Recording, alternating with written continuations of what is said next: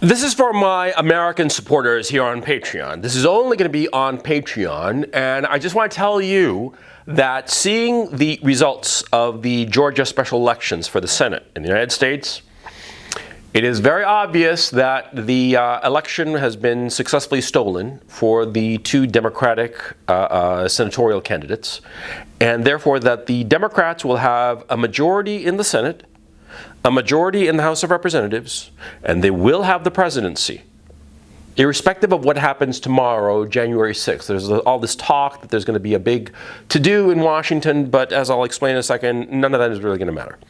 The point is that come January 21st, 2021, the Democrats are going to have control of both chambers of the Congress and the presidency, and they will carry out their goals. And that means that for most normal people in America, well, quite frankly, and quite simply put, America is about to turn into a nightmare. And you should be aware of what's going to happen. See, the Democrats and the Republicans are basically, six of one, half a dozen of the other. That's not the real issue. The real issue is that, see, on the Democratic side, there is a fringe element that are basically communists. They call themselves progressive, they call themselves, hard left or something like that, or anti-fascist or something like that, but they're communists. Now, communists care about power. They don't care about helping the people. No, they care about controlling the people, controlling the state. And the hard left in the United States, the progressives, the communists, they have effective control of the Democratic Party. They have essentially a veto power against the leaders of the Democratic Party. The leaders of the Democratic Party cannot achieve anything without this progressive fringe supporting them. Ergo, the progressive fringe, these communists, they are the ones with the real power in the Democratic Party. And the Democratic Party, since it controls both houses of Congress and the presidency, they can start implementing a whole host of measures which will be catastrophic for the United States as a society, as a nation, as a country. And it will be a nightmare for the vast majority of people who are living in the United States, presumably you who are watching this.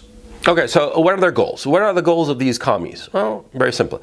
First of all, what they want to do, and also which the Democratic leadership wants to do, is pack the Supreme Court with more Supreme Court justices so that the Supreme Court consistently sides on the left, on the Democratic side.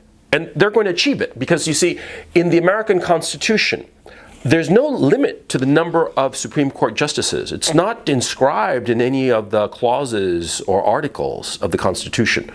It can be as many as the Congress wants, and they just need a simple majority. And a president, of course, willing to sign off on this. Back in the 1930s, Franklin Delano Roosevelt, the president of the United States at the time, tried to pack the Supreme Court. And members of his own party resisted him. It was a big scandal at the time. It was called the court packing scandal.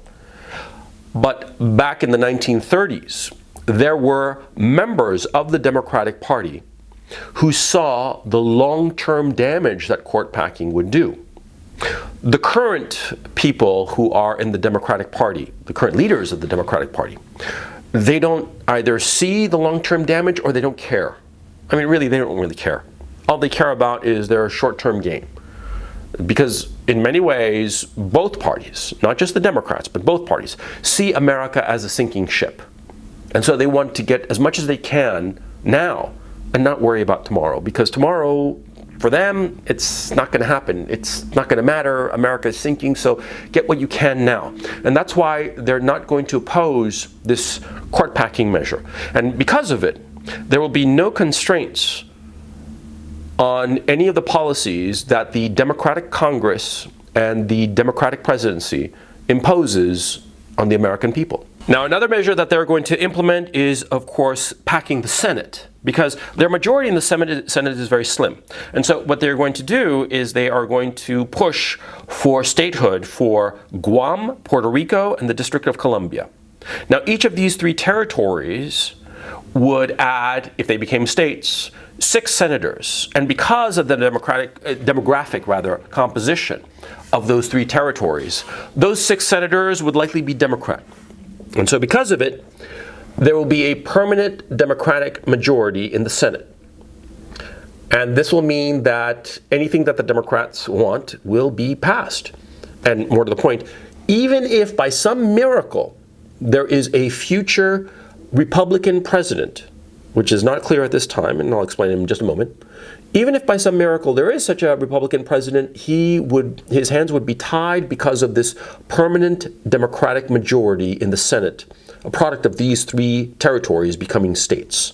The other thing that Democrats want, and they have been very upfront about this, is that they want to persecute all those people who supported Trump. Now, irrespective of how many votes Trump actually got in the 2020 election and whether the election was stolen or not, that's not the issue of this video. The issue is, how many people voted for Trump roughly? 70 million? Those 70 million are the enemies of the Democrats. That's what they believe. And they are going to persecute them. They have said so. Now, how are they going to persecute them? Very simply. They are going to go after Second Amendment rights, and they are going to implement woke culture across the board in your employment, in your school, your university, your elementary school. Woke ideology, woke propaganda is going to be imposed, and everyone is going to have to kowtow to this ideology. And if you don't, then you're not going to get government money, you're not going to get government sponsorships for your business or whatnot. You will have basically a state-sponsored ideology, a state-sponsored religion, quite frankly. And what is the key tenet of this religion? That if you are a white person, you're evil. You are an evil oppressor. It's a racist ideology that targets white people. And this is going to be the state-sponsored ideology that will be imposed in businesses, in schools, in churches, everywhere, including social media. This is what's coming. And there is going to be no safeguard against this communist takeover of the United States. And the weird thing is that these communists they were, I don't know if it's chance or just genius on their part, or a combination thereof. But see, they have realized that what they can do is they can outsource the tools of their totalitarianism to the tech monopolies, to the corporations. You see, it's not the state that's going to force you to bow down to the woke ideology. No, it's going to be the corporations. The corporations are going to demand that you go to these diversity training sessions. The corporations, so that you might keep your job, will insist that you go and say what an awful white person you are, how you have internalized misogyny, how you have internalized racism, how you are evil, how you have been an oppressor. The companies that you work for will insist on this because the government will be pressuring them. It's not the government that will directly be tyrannizing you. It will be through your employer. And insofar as the tech monopolies, Google and whatnot, wrong think is going to go out the window. If you think that on YouTube there's been a lot of censorship before, you wait. Come March, April, May, the spring of 2021, you're going to see channels just disappear left and right. And the only thing that will remain on Facebook, on YouTube, on Twitch, on all of these platforms will be the most milquetoast content, or that content that is politically approved, i.e. leftist content, extreme leftist content. And if you object, Antifa will take to the streets and bash your head in. Simple as that. See, if you object and you decide to get together with some friends and neighbors and demonstrate against this, Antifa is going to go and bust your head wide open, and the police are not going to stop them, because the police will have orders to stand down and let Antifa defend democracy. See? Antifa are the shock troops of this communist takeover. You have to understand, because this has happened before. This is not new. This playbook has been going on for decades, more than a century. It happened in Chile. I'm from Chile. And in Chile, we had this situation where the communist politicians would take over, and they would have these irregular paramilitary forces. In Chile, they were called the Movimiento Izquierdista Revolucionario, MIR, M-I-R. That's the translation is leftist revolutionary movement. And they were terrorists. And they assassinated people. They physically intimidated people. They would go to people's houses and scare the bejesus out of them. It scared them until they shut up. And of course, they intimidated the people who would try to stand up, who had some balls. Okay? They would go after them. After the people who said, no, this is wrong, we shouldn't be doing this. They'd target them. They'd target them, go to their houses, do the exact same thing that Antifa does. Antifa and the MIR, the Movimiento Izquierdista Revolucionario, they're the same thing. They are leftist paramilitary groups that get the tacit support of these leftist politicians. And how do they get the tacit support? Because these politicians, when they are in power, they order the police not to touch them, which is what has happened in Chile, or happened in Chile back in the day, and happened in every other country that has had this similar situation. The democratically elected leftist politician orders the police not to touch the leftist paramilitary force. And both the leftist politician and the leftist paramilitary force say, oh, we are not allied at all. We don't know each other at all. We've never talked. And that might even be technically true, but one hand is washing the other, see? The leftist politician protects the paramilitary, the leftist paramilitary group, from the police and from criminal prosecution. Meanwhile, the leftist paramilitary group uses violence as physical intimidation to silence the political opponent of the leftist politician. And you see how each hand washes the other? That's going to happen in the United States. We are seeing it now. And Trump isn't going to save you, okay? Trump isn't going to save you. And today, as I'm recording this, it's January 6th. There might be some issue. I mean, I don't know. Right now, it's the early morning in the United States as I'm recording this, but you know, none of the bullshit of Trumpism is going to change any fucking thing, okay? Trump is not going to be president come January 21st. It's going to be Joe Biden, okay? Joe Biden will be president, and he is a fucking puppet, okay? And I'll get to that in just a second, but Trump is not going to save you. No one is going to save you. Because the right-wing politicians, the conservative politicians, they do not have the balls to stand up to this. They might realize what's going on. They might have the brains and the wherewithal to realize that this is a communist takeover. It is a communist takeover of the United States. Don't be fooled. But even though they might realize it, they don't have the balls to stop it. They don't have the strength, the power to go and do it. And Trump isn't going to do it either because he lacks the balls. Because if he'd had balls, he would have done this ages ago. When Antifa first started, he would have crushed them. And he would have used the National Guard to crush them months ago. Did he? No, he did not. Because he didn't have the balls. Instead of fighting his enemies, he always tried to curry favor with them because he was a weakling. That's what he was. Don't pretend otherwise. Don't fool yourself into thinking that Trump is some savior. He's not. He's just a guy with a big mouth who said a lot of things that a lot of people agreed with, myself included. But he never did anything. He was always too chicken shit, too squeamish to do what had to be done. He is not going to save you. In fact, nobody's going to save you. Nobody, if you're living in the United States and you're like a right-wing guy, a conservative guy, you think that what's going on is insane, nobody's going to save you, okay? It's time to go.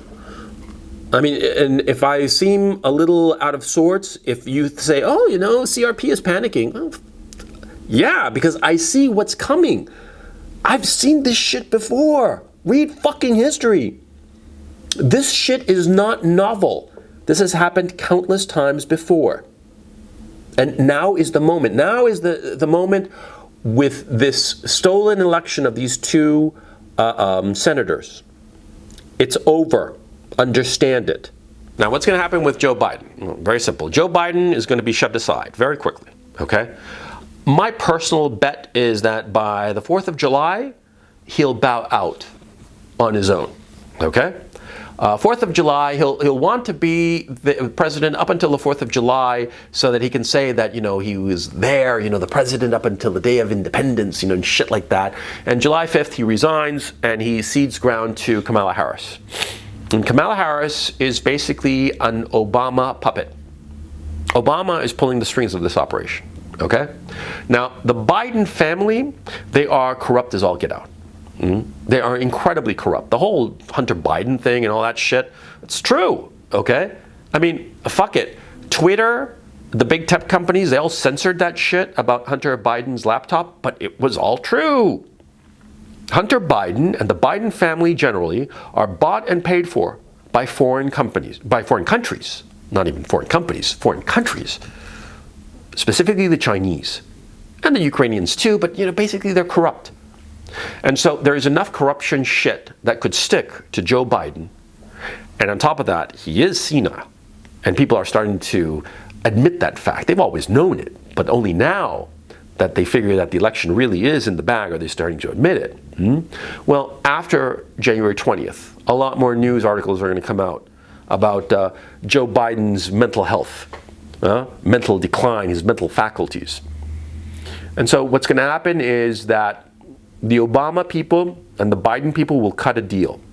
Biden steps aside gracefully, and they don't prosecute him.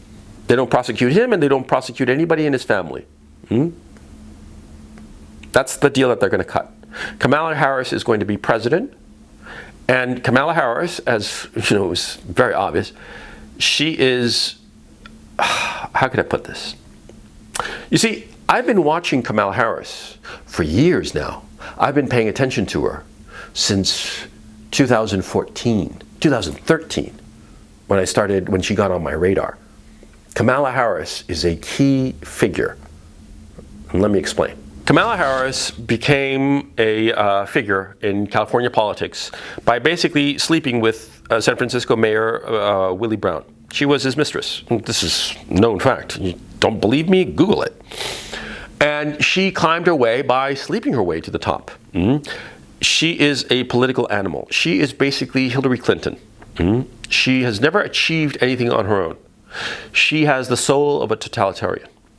And I started paying attention to her back in 2013 because I was thinking of who would be president or who would be a likely Democratic candidate by the year 2020, 2024 for a project that I was working on the time, a dystopian novel that eventually fell by the wayside because reality became crazier than anything that I'd actually written up. But anyway, I paid attention to Kamala Harris and to Kirsten Gillibrand, who's a Dartmouth alum, as I am. Okay, and I had some insider information about her.